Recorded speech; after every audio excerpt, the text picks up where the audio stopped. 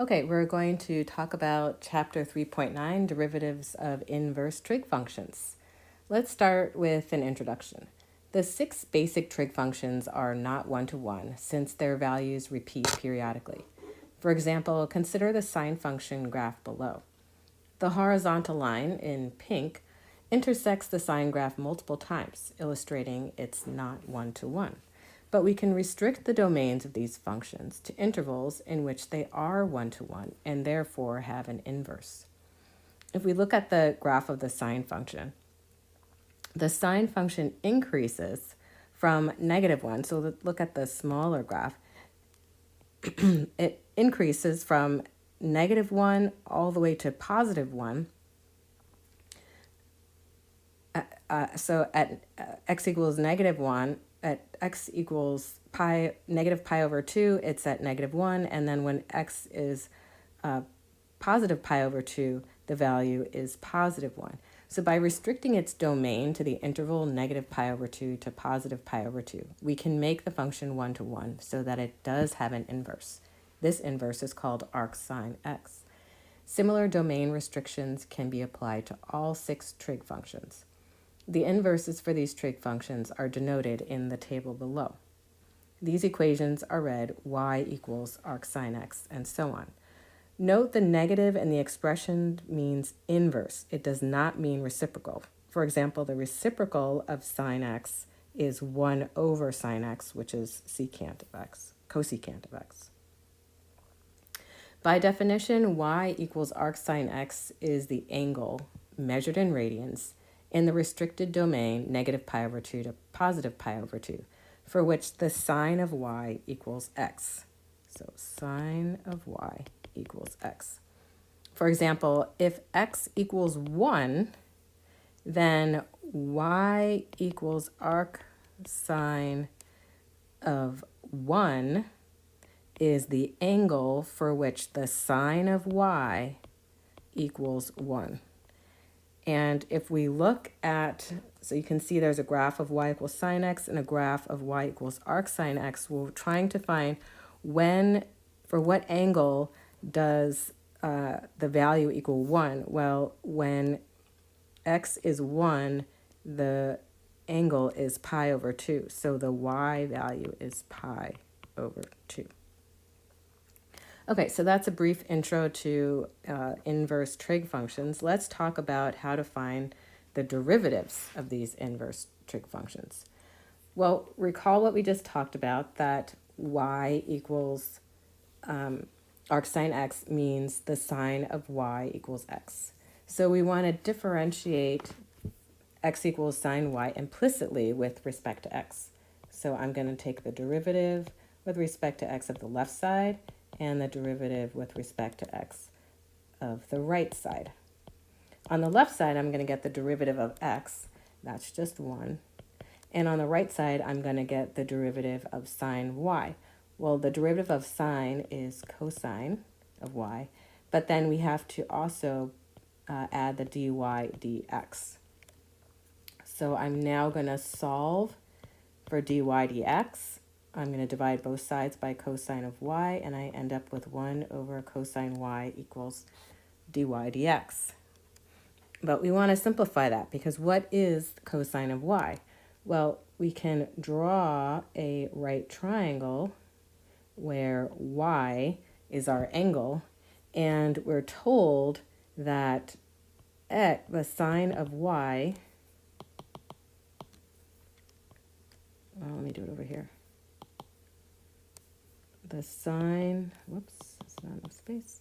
The sine, okay, so here's my angle y. The sine of y equals x, and we know that sine equals the opposite over hypotenuse. So if the sine of y equals x, that means we're going to have x as the opposite, and the hypotenuse is going to be 1. So I'm going to fill that in to our graph. What we don't know is the other leg of the triangle. What's the value here? A.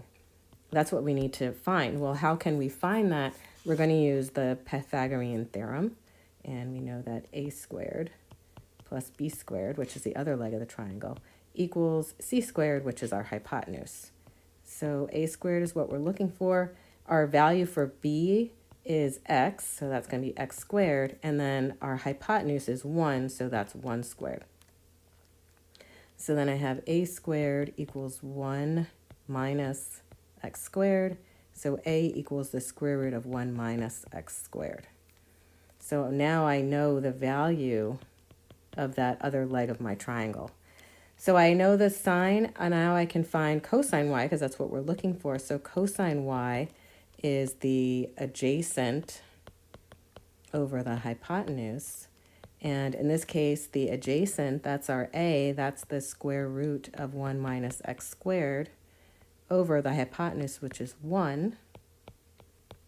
So the cosine of y equals just the square root of 1 minus x squared.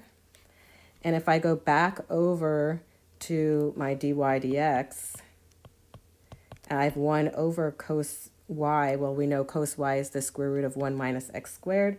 So dy dx is the square root of 1 over 1 minus x squared. And you can see in the box, the derivative of inverse sine is indeed 1 over the square root of 1 minus x squared. So using that knowledge, we can go and do the examples. Okay, the first example, we have f of x equals x times arc sine of x. And we can see we have two functions being multiplied together. So we need to use the product rule. So I'm going to call the first function, I'm going to use h. And the second one I will use g. And that's sine arc sine x. And h prime is the derivative of x. The derivative of x is just 1. And the derivative of inverse sine is going to be what we just found, which is 1 over the square root of 1 minus x squared. Then I'm going to cross multiply to get f prime of x equals, and I end up with x times 1 over the square root of 1 minus x squared plus 1 times inverse sine.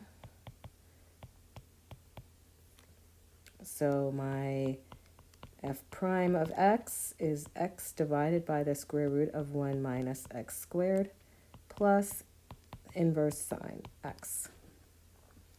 All right, let's do example B. So in example B, I have f of x equals inverse sine natural log of x.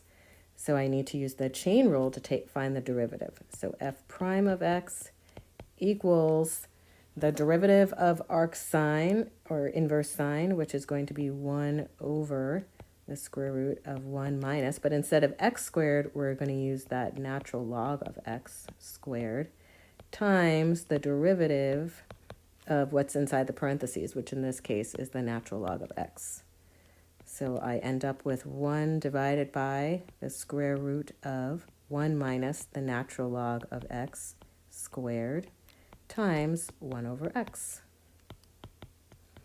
That's my f prime. Okay, so we've talked about inverse sine. Now we're going to talk about the derivatives of inverse tangent and secant. We're going to use the same, we're going to go through the same process. So the first thing we're going to do is differentiate x equals tan y with respect to x. So the derivative of x with respect to x equals the derivative with respect to x of the tangent of y. So the derivative of x is just 1. The derivative of tangent is secant squared y, and then I still need my dy dx. So solving for dy dx, we get 1 over secant squared y, but we know that secant squared is just 1 over cosine, so this ends up being dy dx equals just cosine squared y. And again, we want to try and simplify that. So I'm going to draw my right triangle again, and I have my y here, and we're told that the tangent of y equals x, and we know that tangent is opposite over adjacent. So in order to get my tangent to be x, I need the opposite to be x and the adjacent to be 1. So substituting that into my triangle, the opposite is x, the adjacent is 1, and now what we don't know is the value of the hypotenuse. So our c is unknown. In order to find out what that value is, we're going to use the Pythagorean theorem again. So a squared plus b squared equals c squared. And a is going to be 1, so 1 squared, plus the b is x, so x squared, and that's going to equal c squared. So c is the square root of 1 plus x squared. 1 plus x squared. And that helps me because now I can find the cosine of y. So cosine of y is adjacent over hypotenuse. In this case, the adjacent, if y is my angle, what's adjacent to it is 1. And then the hypotenuse is what we just found, the 1 plus x squared, and square root of that. Whoops, this should be square root. This should be square root. So cosine squared of y is 1 over the square root of 1 plus x squared. Squared. That whole thing squared.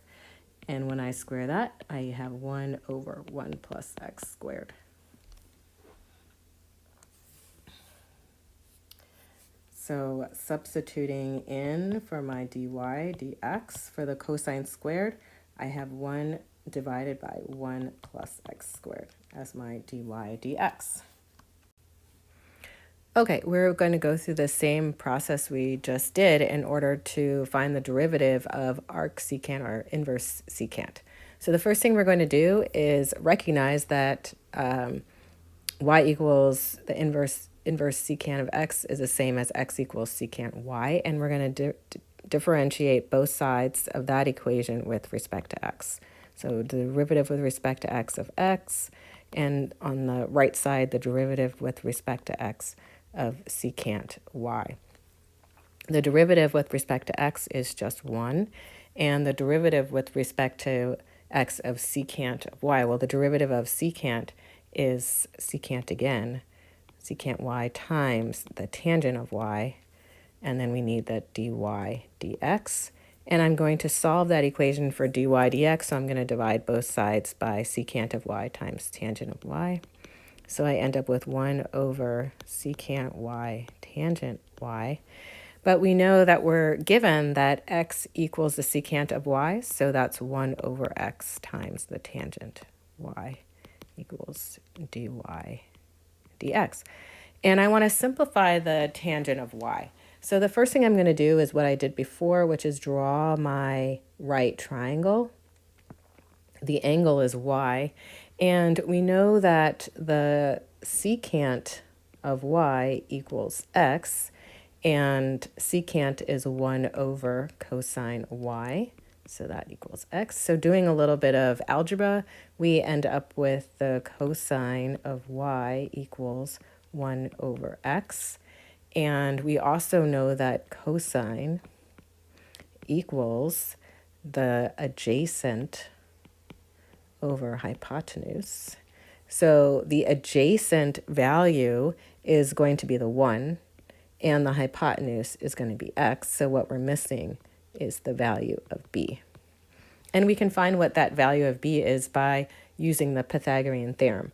So the Pythagorean theorem, again, is a squared plus b squared equals c squared.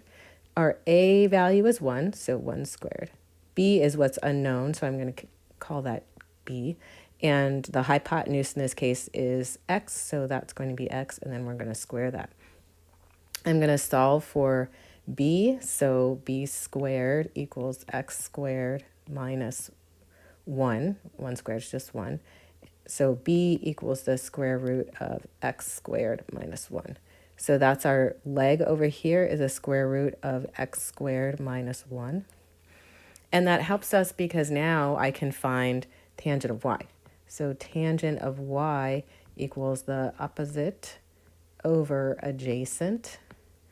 the opposite of y in this case is what we just found. That's the x squared minus 1, and the adjacent is 1. So simplifying that, the tangent of y equals the square root of x squared minus 1. So I'm going to substitute that back into my dy dx to simplify. So I have dy dx equals 1 over x times the square root of x squared minus 1. And that is our derivative of arcsecant. And if you look down a little bit further where I have the list of the derivatives of inverse trig functions, you can see that one is the one we just finished. Okay, let's do some problems now. The first one is we want to find the derivative of arctan the square root of x. So just to refresh your memory, the derivative with respect to x of arctan of x equals 1 over 1 plus x squared. So to find f prime of x, we're going to use that rule, and we're going to apply dy dx of not arctan of x, but arctan square root of x. Basically, we're just going to substitute in square root x wherever we have the x squared. So that becomes 1 over 1 plus the square root of x squared. And I can simplify that a little bit more because the square root of x squared is just x, so that's 1 over 1 plus x. Looking at the next example, we have f of s equals inverse secant of 2s plus 1. So we're going to use the formula d dx, which we just found, of inverse secant equals 1 over x times the square root of x squared minus 1. Okay, this is what we just found, did before. So to find f prime of s, I'm going to use that. So the derivative of inverse secant, wherever I have an x in my formula, I'm going to substitute in 2s plus 1. So that gives me 1 over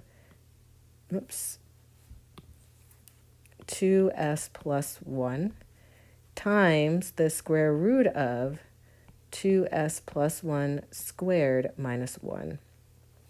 And then I have to take the derivative with respect to s, not x, of the 2s plus 1. So I can do some simplification now. The rest is just algebra. So I'm left with 2s plus 1 times the square root of 2s plus 1. 2s plus 1 squared is 2s plus 1 times 2s plus 1. And then minus 1, because I can do a little simplifying there. And then times the derivative with respect to s of 2s plus 1 is the derivative of 2s is 2. And the derivative of 1 is 0. So I'm going to do a little bit of this algebra over to the side here. So I can try to simplify what I have under the radical sign. So I have 2s plus 1 times 2s plus 1 minus 1. So this gives me, foiling this out, is 4s squared plus 2s plus 2s plus 1 minus 1. The plus 1 and the minus 1, those cancel. So I end up with 4s squared plus 4s. And then I can factor out this 4. So I end up with 4s squared plus s. All right, so I'm going to use that to come back over to my example. So 2s plus 1 times, and then under the radical now, I have the square root of 4 times s squared plus s. I'm going to give myself a little bit of room here. And then times 2. I can simplify this a little bit more because I have the square root of 4 under the radical. So that's 1 over 2s plus 1 times, the square root of 4 is 2. So I'm going to pull that out. And then I still have the s squared plus s, and then times 2. So now the 2 in my numerator and the 2 in the denominator are going to cancel. So my simplified expression is 1 over 2s plus 1 times the square root of s squared plus s. That is the derivative. That's my answer. So I will, again, below that are the derivatives of all 6 of the inverse trig functions, so you can look at those. And then I will post another handout with the completed practice problems on them. That's it.